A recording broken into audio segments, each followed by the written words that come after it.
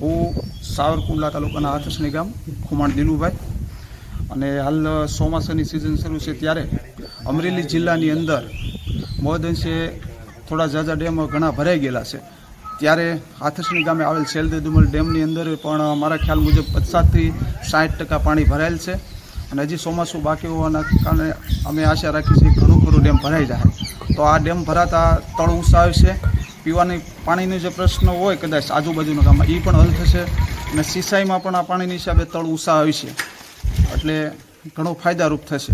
Dam પણ મારું નામ શિવરાજભાઈ, પૂર્વ સરપંચ હાથસણી.